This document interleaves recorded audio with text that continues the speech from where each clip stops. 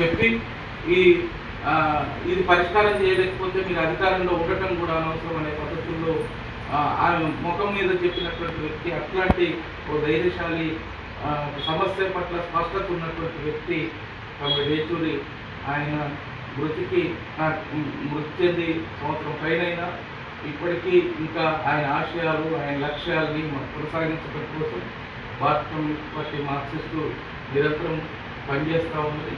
అందుకోసం ఆయన చిత్రపటానికి మనం పూలమాలలు వేసి నివాళులు అర్పించాము. ప్రధానంగా పార్లమెంట్ లోపల మతోన్మాదానికి వ్యతిరేకంగా, బీజేపీ భావజాలానికి వ్యతిరేకంగా, బయట ప్రజాతంత్ర ఉద్యమాల్లో అట్లాగే పార్లమెంట్లో గళమెత్తి ఈ దేశంలో కమ్యూనిస్ట్ పార్టీ ఎన్నటికీ సమస్య పోదు అని చాటి చెప్పినటువంటి వ్యక్తి.